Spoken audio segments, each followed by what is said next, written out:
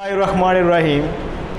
अस्सलामुअलैकुम dear students, आज हम डिस्कस करेंगे लॉ ऑफ मास एक्शन।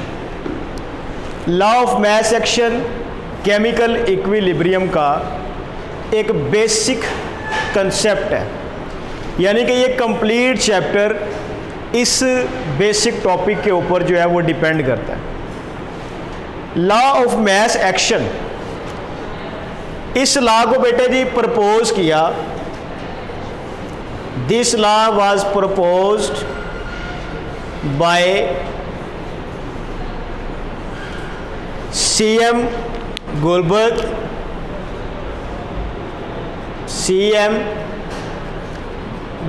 ने और बेटा जी पी वैग ने।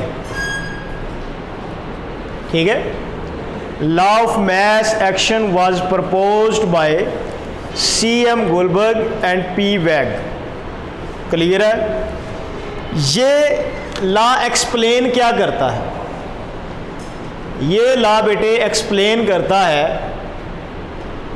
रिलेशनशिप को। किसके रिलेशनशिप को? दिस लॉ एक्सप्लेन रिलेशनशिप किसके बिटवीन बेटा जी? रेट ऑफ रिएक्शन यानी कि स्पीड ऑफ रिएक्शन और एक्टिव मैसेज के दरमियान। एक्टिव मैसेज और रेट ऑफ रिएक्शन के दरमियान ये वाला लॉ जो है वो रिलेशनशिप को एक्सप्लेन करता है। ठीक है, अकॉर्डिंग टू दिस लॉ, इस लॉ के मुताबिक क्या है बेटे कि जो रिएक्शन की रफ्तार है, जो रेट ऑफ रिएक्शन है, रेट ऑफ रिएक्शन वो बेटा जी क्या है? वो डायरेक्टली प्रोपोर्शनल है। वो क्या है? डायरेक्टली प्रोपोर्शनल है किसके बेटा जी? To the active mass of reacting substances. ठीक हो गया? According to this law, rate of reaction is directly proportional to the active mass of reacting substances. यानी कि रिएक्शन की जो रफ्तार है वो रिएक्शन करने वाले सब्सटेंस के एक्टिव मैस के डायरेक्टली प्रोपोर्शनल है। अब बेटा जी एक्टिव मैस क्या चीज़ है, इसको समझना ज़रूरी है कि व्हाट इज एक्टिव मैस। ये आपसे डेफिनेशन भी पूछी जा सकती है कि व्हाट इज एक्टिव मैस। बेटा जी एक्टिव मैस रिएक्टेंट की वो वाली कंसंट्रेशन है जो केमिकल रिएक्शन में टेक पार्ट कर रही होती है। इसे आप मोलर कंसंट्रेशन भी कहते हैं। बात की समझ लगी कि एक्टिव मैस क्या है बेटे? It is amount of reactant that involves during a chemical reaction। ठीक है, उसे आप बेटे क्या बोलते हैं? एक्टिव मैस बोलते हैं। या फिर बेटे आप इसे क्या कह सकते हैं? Number of moles of reactant per unit volume. ठीक है, इसकी डेफिनेशन क्या हो सकती है? मोल्स ऑफ रिएक्टेंट्स पर डेसीमीटर क्यूब वॉल्यूम। ठीक है ना, आर कॉल्ड एक्टिव मैसेज। बात की समझ लगी? यानी कि आप बेटा जी इसको क्या कहते हैं? आप इसे मोलर कंसंट्रेशन भी बोलते हैं। आप इसे बेटे क्या बोलते हैं? Molar concentration. ठीक है, मोलर कंसंट्रेशन आप इसको बेटा जी रिप्रेजेंट करते हैं स्क्वायर ब्रैकेट से। याद रहेगा, जब भी किसी रिएक्टेंट के बाहर बेटे ये वाली ब्रैकेट होगी, आपने फौरन कहना है कि ये क्या रिप्रेजेंट कर रही है, मोलर कंसंट्रेशन को, एक्टिव मास को रिप्रेजेंट कर रही है। अब बेटा जी इसके यूनिट्स क्या होते हैं, इसके यूनिट्स होते हैं मोल्स पर डेसीमीटर क्यूब। अब याद रखना बेटे, केमिस्ट्री में जब भी ये वाली ब्रैकेट किसी रिएक्टेंट के बाहर लिखी होगी, आप कहेंगे कि ये रिप्रेजेंट कर रही है एक्टिव मास को, और उसके यूनिट्स क्या है, मोल पर डेसीमीटर क्यूब। बात की समझ लगी बेटे। याद रखना है कि जो सॉलिड स्पीशीज होती हैं उनकी एक्टिव मास की वैल्यू यूनिटी होती है, 1 होती है। याद रहेगा, यहां पे मैं लिख देता हूं कि for solids active mass is equal to 1 mole per decimetre cube. यानी कि सॉलिड के लिए जो ब्रैकेट है, जो स्क्वायर ब्रैकेट है, जो एक्टिव मास है, उसकी वैल्यू बेटे क्या है, यूनिटी है, 1 के इक्वल है। ओके हो गया। अब बेटा जी इस डेफिनेशन को हम यूज करके मैथमेटिकल रिलेशनशिप फाइंड करते हैं लॉ ऑफ मास एक्शन का। सपोज करते हैं कि हमारे पास ए और बी बेटा जी रिएक्टेंट्स हैं, ये आपस में रिएक्ट करके सी और डी प्रोडक्ट बनाते हैं। सी और डी बेटा जी रिएक्ट करके आपस में क्या बनाते हैं, ए और बी रिएक्टेंट बना देते हैं दोबारा। ये ऊपर वाला रिएक्शन बेटा जी क्या है, फॉरवर्ड रिएक्शन। ये इसका क्या आ गया, forward rate constant. Rate constant क्या होता है, ये बेटे हम चैप्टर नंबर 11 में केमिकल काइनेटिक्स में इसके बारे में पढ़ेंगे। और जो ये नीचे वाला ये क्या है, ये रिवर्स रेट कांस्टेंट है। बात की समझ लगी। अब according to law of mass action, rate of forward reaction is directly proportional to the active masses of reactant. Forward reaction में बेटा जी ए और बी रिएक्टेंट्स हैं, तो ए और बी की एक्टिव मास को रिप्रेजेंट करने के लिए क्या किया बेटे, हमने इसके बाहर स्क्वायर ब्रैकेट लगा दी है। बात की समझ लगी। अब इस साइन को खत्म करेंगे तो हमें क्या लगाना पड़ेगा, कांस्टेंट। वो क्या है बेटे, फॉरवर्ड रेट कांस्टेंट। ये क्या आ गया साथ, ए की कंसंट्रेशन, ये आ गया बी का एक्टिव मास। आप इसे कहते हैं, ये इक्वेशन नंबर 1 है। क्लियर हो गया बेटा जी। अब according to law of mass action, rate of reverse reaction, direction reverse direction में भी रिएक्शन हो रहा है ना, तो रिवर्स डायरेक्शन में बेटे रिएक्टेंट क्या होंगे, सी और डी। तो according to law of mass action, rate of reverse reaction is directly proportional to the active masses of C and D.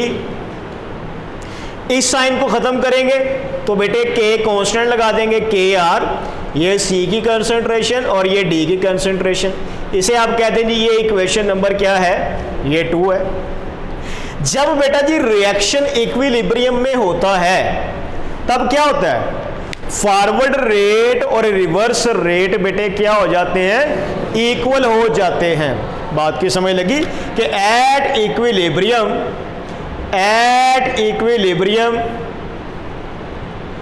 Rate of forward reaction becomes equal to rate of reverse reaction. तो दोनों की values आपके पास है, put कर दें बेटे। R F की value क्या है बेटा जी, के एफ, ए की कंसंट्रेशन और ये बी की कंसंट्रेशन। ये आ गया बेटे जी के आर, सी की कंसंट्रेशन, और ये क्या आ गया, डी की कंसंट्रेशन। अब ये वाले दोनों कांस्टेंट रेट कांस्टेंट है, ये वाला के आर इस तरफ आके बेटे क्या हो जाएगा, डिवाइड हो जाएगा, ये के एफ ओवर के आर बन गया। ये ए और बी की कंसंट्रेशन का जो प्रोडक्ट है ये इधर आके डिवाइड हो जाएगा, ये क्या आ गया, सी और डी ओवर क्या आ जाएगा बेटा जी, ए और बी। याद रहेगा बेटे। यहां पर याद रखना है आपने कि ये दो डिफरेंट बेटा जी क्वांटिटीज हैं, के एफ ओवर के आर ये दो रेट कांस्टेंट की रेशो है, जबकि बेटा जी ये जो है ये क्या है, ये प्रोडक्ट के एक्टिव मैसेज का प्रोडक्ट है ओवर रिएक्टेंट के एक्टिव मैसेज का प्रोडक्ट है। अब याद रखना है कि ये जो के एफ ओवर के आर है ये बेटा जी क्या है, ये के सी के इक्वल है, ये इक्विलिब्रियम कांस्टेंट है, दो कांस्टेंट की रेशो एक नए कांस्टेंट के इक्वल है। जबकि बेटा जी ये जो चीज है प्रोडक्ट की कंसंट्रेशन का प्रोडक्ट ओवर रिएक्टेंट की कंसंट्रेशन का प्रोडक्ट, इस रेशो को आप बेटे बोलते हैं QC। अब ये KC और QC क्या चीज है बेटा जी, KC क्या चीज है, ये रेट कांस्टेंट है, इक्विलिब्रियम कांस्टेंट, याद रहेगा ये बेटे क्या है, इक्विलिब्रियम कांस्टेंट है। अब ये कांस्टेंट है, ये सिर्फ डिपेंड बेटे किस पे करता है, टेम्परेचर पे, ओनली डिपेंड ऑन टेम्परेचर। बात की समझ लगी। अगर आपसे कहा जाए कि किसी रिएक्शन में रिएक्टेंट का या प्रोडक्ट का प्रेशर चेंज किया है, वॉल्यूम चेंज किया है, कंसंट्रेशन चेंज की है, कैटालिस्ट ऐड किया है, तो बताएं इक्विलिब्रियम कांस्टेंट क्या होगा। आपने याद रखना है, इसको कुछ भी नहीं होगा। Equilibrium constant will change when what will change, temperature. जब टेम्परेचर चेंज करेंगे तब ही केसी की वैल्यू वेरी करेगी, वैसे वेरी नहीं करेगी। इस पॉइंट को बेटे याद रखना। जबकि जो QC है, QC बेटे क्या है, पोजीशन ऑफ इक्विलिब्रियम। ये बेटे क्या है, पोजीशन ऑफ इक्विलिब्रियम। ये इक्विलिब्रियम की बेटा जी पोजीशन है, ठीक है। और इक्विलिब्रियम की पोजीशन बेटा जी डिपेंड किस पे करती है, depends on temperature, pressure, volume, concentration. बात की समझ लगी। यानी कि इन पैरामीटर्स को अगर आप चेंज करते हैं तो फिर बेटा जी पोजीशन ऑफ इक्विलिब्रियम चेंज हो जाएगी। लेकिन जो KC की वैल्यू है ये सिर्फ चेंज होगी कब, जब टेम्परेचर चेंज होगा। इसका मतलब है टेम्परेचर KC को भी बदल सकता है और टेम्परेचर बेटे QC को भी बदल सकता है। अब ये KC और QC क्या है, इनकी सिग्निफिकेंस क्या है, इसके ज़रिए हमें क्या क्या इंफॉर्मेशंस मिलती हैं वो हम नेक्स्ट पढ़ेंगे। अगर बेटा जी आपको कोई ऐसा रिएक्शन गिवन हो जिसमें रिएक्टेंट्स और प्रोडक्ट्स के कोएफिशिएंट भी गिवन हो, ठीक है, रिएक्टेंट्स और प्रोडक्ट्स के कोएफिशिएंट भी गिवन हो, जैसा कि ये है, यहाँ पे A रिएक्टेंट है, ये A स्मॉल क्या है, इसका कोएफिशिएंट रिप्रेजेंट कर रहा है इसके मोल्स को। ये B बेटे रिएक्टेंट है और स्मॉल b क्या है, इसका कोएफिशिएंट, ठीक है। आप बैलेंस इक्वेशन में जो नंबर देखते हैं किसी रिएक्टेंट की बैक साइड पे, वो कोएफिशिएंट होता है, वो उसके मोल्स को रिप्रेजेंट कर रहा होता है। तो अब इसका बेटा जी हम लिखें KC एक्सप्रेशन, तो कैसे लिखेंगे, KC is equal to C की पावर C, ठीक है। इसी तरह बेटा जी D की पावर D, इसी तरह A की पावर A और B की पावर बेटा जी क्या आ जाएगी, B। आप ऐसे भी लिख सकते हैं। तीसरा तरीका क्या है KC एक्सप्रेशन लिखने का। अब बेटा जी ये ब्रैकेट किसको रिप्रेजेंट कर रही है, मोलर कंसंट्रेशन को। तो अगर इस ब्रैकेट को मैं रिप्रेजेंट कर दूं कैपिटल C से, यहां पे बेटा जी क्या आ जाएगा, यहां पे C आ गया। ये C किसको रिप्रेजेंट कर रहा है, उस रिएक्टेंट को या उस प्रोडक्ट को। ये ऊपर वाला C बेटे क्या है, इसकी पावर। बात की समझ लगी। इसी तरह ये आ गया C, यहां पे बेटे क्या आ जाएगा, कैपिटल D और यहां पे स्मॉल d। ओके हो गया। इसी तरह बेटा जी ये ओवर ये C, यहां पे क्या आ जाएगा बेटा जी, ये A और ये बेटे B, ये B।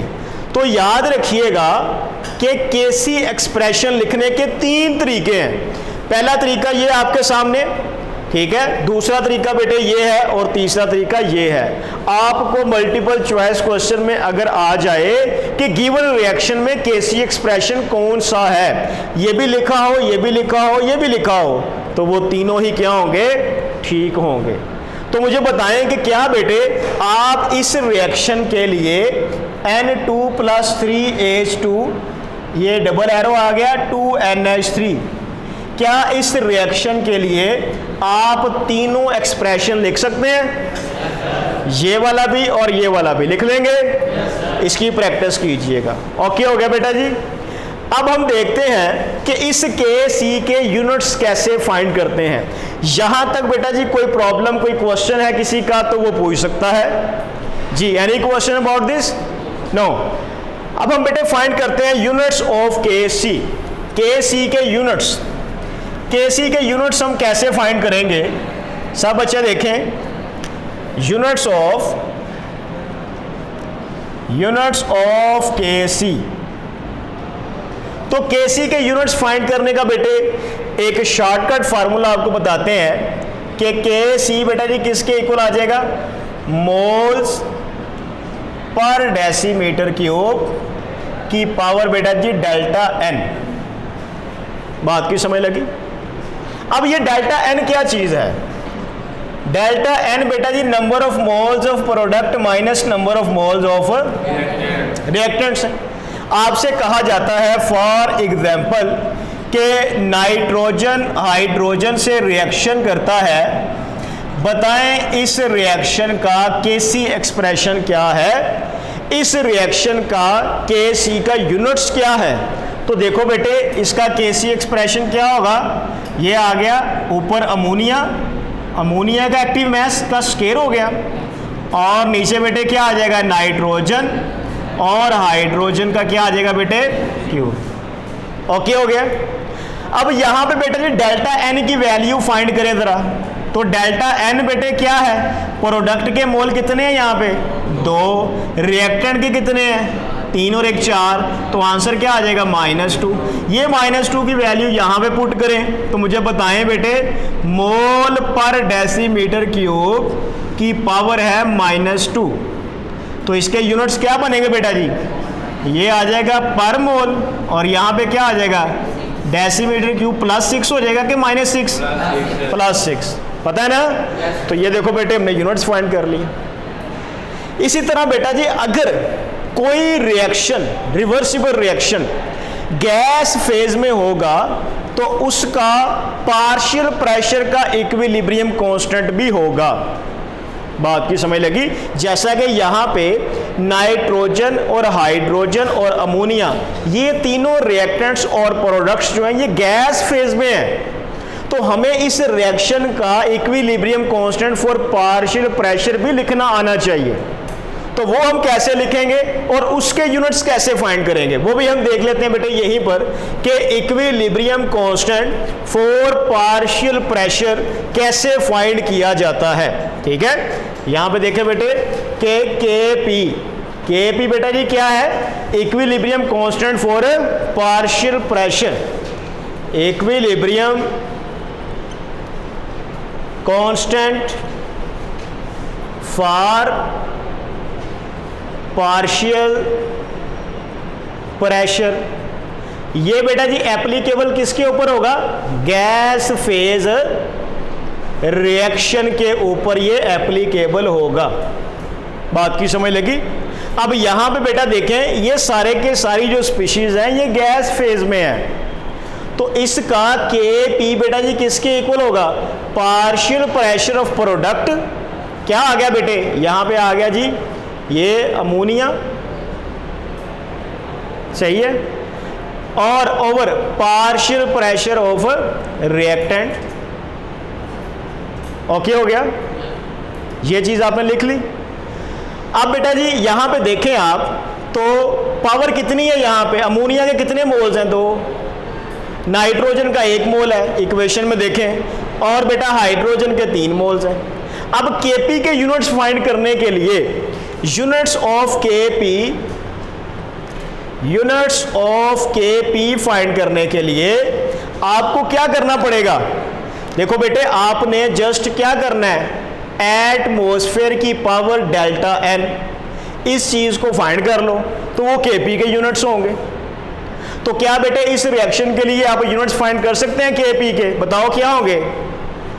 डेल्टा एन की वैल्यू यहाँ पे कितनी है? 2 - 4 -2, तो यहाँ पे -2 आ जाएगा। इसका मतलब है कि इस रिएक्शन के लिए जो एटमॉस्फेयर के यूनिट्स हैं वो क्या हैं?